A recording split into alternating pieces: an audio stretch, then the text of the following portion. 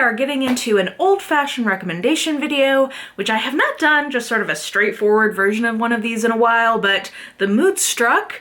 And since it is seasonal, we have to seize upon the mood, because today we are going to be talking about mystery, thriller, verging on horror sometimes, books that I would recommend to read in sort of the wintry season.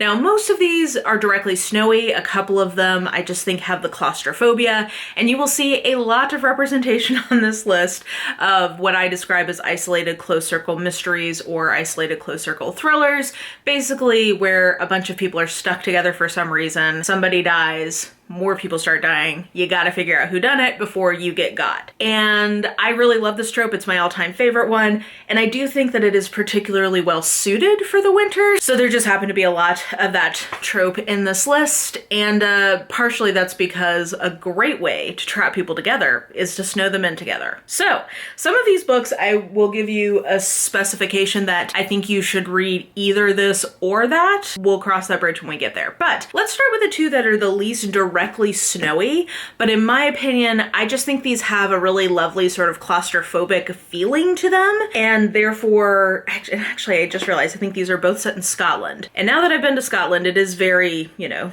windy and remote and moody and angsty, at least in parts of it. So I can kind of see that. But neither of these have direct snow, but I think that they have that feeling of cozy isolation.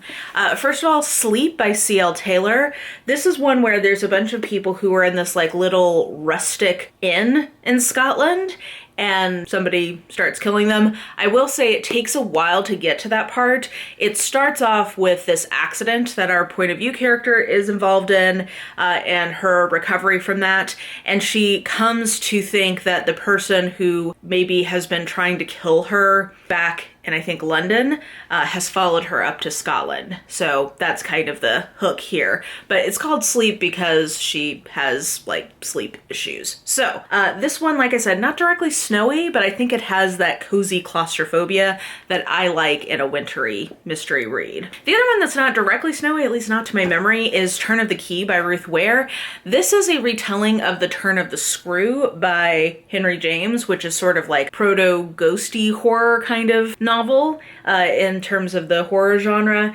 And this one, it just has the claustrophobia. It's this big estate that's like a smart house up in Scotland, and our point of view character is the new nanny. And if you know Turn of the Screw, you can understand that there's going to be intervention or happenings with the children that she's watching, but it does have kind of like a horror vibe to it, more so than any other Ruth Ware I've read. But if you want something that's kind of creepy, and it is still a mystery thriller but kind of has the spookiness of horror, I think that this is a good cozy wintry book that hits some of those notes. Okay, so then let's transition into actual snow involved. Again, forgive me if there was in Turn of the Key or Sleep, I just don't remember. I think Sleep has like a rain out, so it is precipitation of some kind.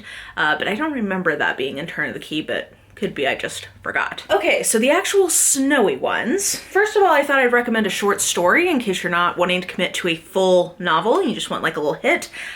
Camilla Lackberg, The Scent of Almonds and Other Stories. The collection in general I think is worth your time, but the titular story, or the title story, is about a family, a very dysfunctional family that gets snowed in together. Murderousness ensues. Lots of mind games and intrigue around inheritance ensues.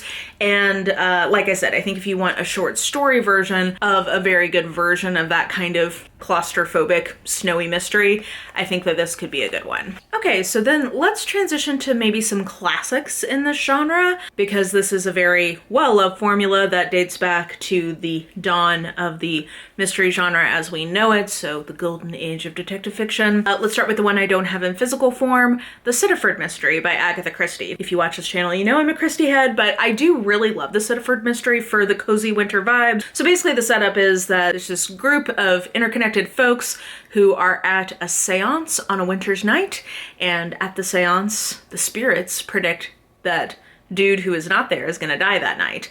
And when one of them goes to check on him, they find that he is dead. So, whodunit? And I think the snow in particular plays a very large role in the overall plot progression of the story in a way that you don't always see. Sometimes, A lot of times the snow is there to just like keep you stuck together, but in this case I think it goes a step beyond that, and I appreciate it. An example of one where basically the snow is just there to keep you all stuck there together. An English Murder by Cyril Hare. This one is set at Christmas, so if you are looking in addition to sort of a wintry wreck, also a Christmas wreck, here you go. Basically, the person who is killed in this, one of the most hateable victims of a murder mystery crime that I can recall. He is this far-right politico. This is set like post-World War II, and the things that he says and thinks about the Jewish victims of World War II is abhorrent. So when he dies, I'm not gonna say I was upset about it. Let's just put it that way. But anyway, I just think that this is a great example of a golden age of detective fiction, country house, isolated setting. I'm trying to remember, I think that this one isn't utterly cut off. Like I wanna say that maybe a police inspector is able to get out there. I might not be remembering that rightly, but it definitely has the cozy, snowy vibes.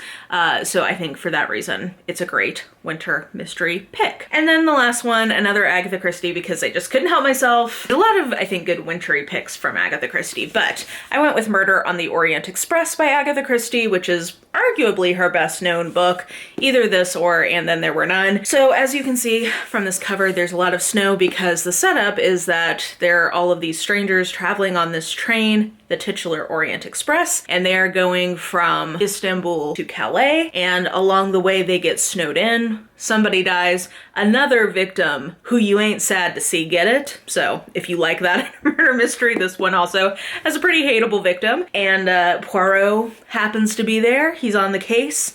And this is a ton of interviews, so if you don't like that, you may not like this. But it definitely has the sort of opulent 30s travel vibes in addition to the wintry vibe. So overall, it is a whole mood that I personally can't get enough of. Then I went with No Exit by Taylor Adams because this one is, we're all snowed in together, but it has slightly different stakes than a lot of these mystery thrillers tend to, because our point of view character is frantically trying to get home because I think it's her mother who is dying, and on her way there's this big snowstorm. She gets snowed into this rest stop with a bunch of randos, and when she's, I think, going out to her car, she realizes that one of the other people at the rest stop has a child in a cage in the back of their vehicle. So she has to save the kid, figure out who done it, try to get them out in one piece. This is very propulsive. Like, it's a one read kind of book. Like, if you're looking for something that's just action-packed and like, oh my god, what's gonna happen?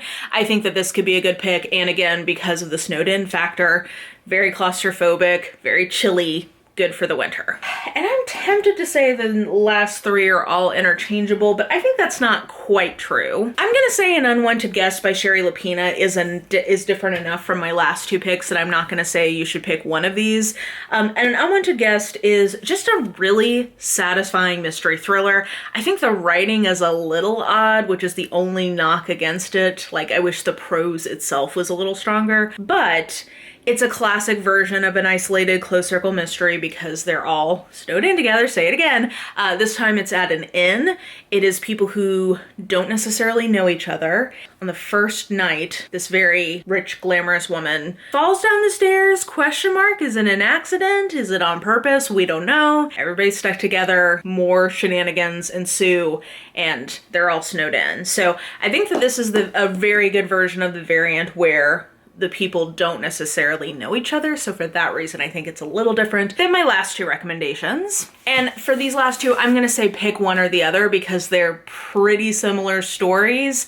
If I was gonna say which one I personally prefer, it's hard because this has a dual timeline, which I'm a hard sell on. I don't necessarily love that past timeline, but the current timeline is kind of my perfect vision of what this trope should do. This one is almost my perfect vision. I wish it was a little more complicated, but it does have the benefit of not being a dual timeline. I don't believe so. Like, you get some flashbacks, but not like a full-on dual timeline. So, oh, and I should say the reason I think they're interchangeable is because they're both people at an Alpine chalet. who gets snowed in together and people start dying. And in both of these, everybody knows each other and has like a past with each other for the most part. So in this one, it is a group of friends from university who are all on like the snowboarding team, and one of like the kind of Regina George, let's say, of their group went missing, presumed dead, when they were still in university. And they're all brought back together. Somebody wants to rehash things from the past. This one is a retreat that this corporate social media group is going on to an Alpine chalet. We do have a point of view from one of the staff members, so there's a couple of people who don't necessarily have a history with the group, but they're all together, someone goes missing, it starts to seem like it was on purpose. So, like I said, I think these are pretty similar books. I really love both of them because they hit the trope that I love so much, but both of them are kind of got that vacation type appeal angle. So like if you're on a skiing vacation this winter, I feel like one of these would be a good vacation choice for you. And yeah, I just think they're really good versions of what they are. This one got a lot of hate at the time because I think people were expecting more of a thriller, and this is more of a like mystery construction. So anyway, I think either of those could be good choices. And with that, those are just some books that came to mind for me when I was thinking through like what would be good winter thriller recommendations. Definitely let me know in the comments if you have other ones that you think people would enjoy. There's definitely plenty of other ones I could have mentioned, but wanted to keep this relatively focused. So put some more suggestions in the comments. And yeah, I hope you guys enjoyed kind of an old school recommendation video for me. And if you did, please like, subscribe, follow me on the social medias if you are so inclined. I have all that information listed in the description box below, and I think that that will do it. I hope you're having an absolutely lovely day today, and I will just talk to you soon. Bye!